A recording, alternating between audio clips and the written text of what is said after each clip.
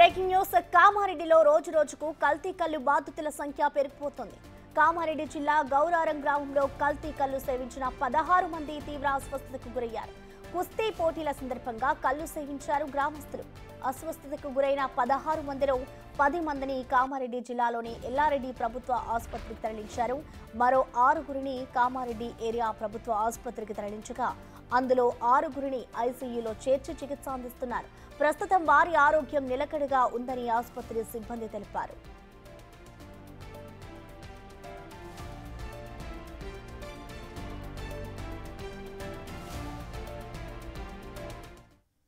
నాకు సాయంత్రం వీళ్ళు మధ్యాహ్నం పూట వీళ్ళు కళ్ళు తాగడం జరిగింది.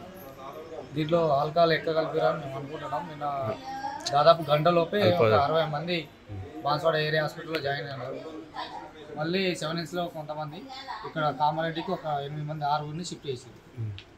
నిన్న జరిగిన అంటే డైలీ రొటీన్గా తాగేవాళ్ళే, కానీ నిన్న ఏదో సంథింగ్ ఏదో జరిగింది.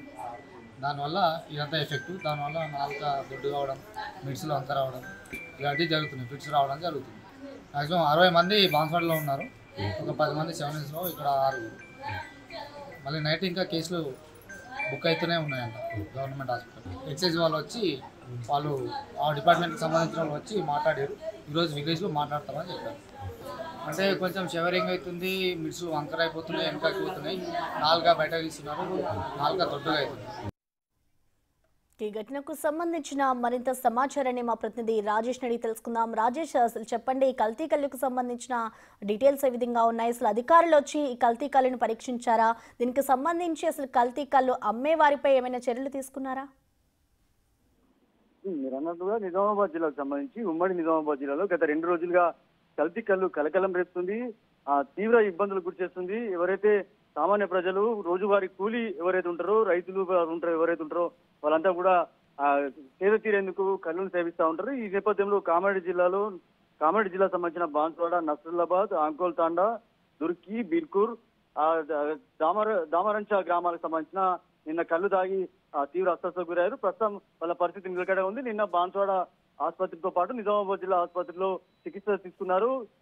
పోచారం శ్రీనివాసరెడ్డి, బాన్స్వాడ ఎమ్మెల్యే పోచారం శ్రీనివాసరెడ్డి చికిత్స తీసుకున్నారు. ఎవరైతే కల్తీ కల్లు అమ్మీరు వాళ్ళకి సంబంధించిన వాళ్ళందరిపై కూడా కేసులు నమోదు చేశారు.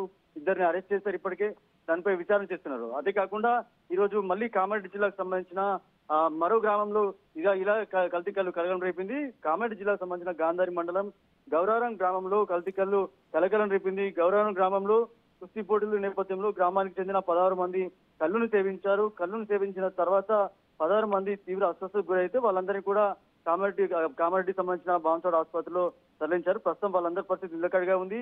ఇలాంటి చర్యలు మరోసారి పునరావృతం కాకుండా చర్యలు తీసుకునేందుకు కూడా ఇటు ఎక్సైజ్ శాఖ కావచ్చు, హైదరాబాద్ నుంచి వచ్చిన అధికారులు కావచ్చు సీరియస్గా తీసుకున్నారు.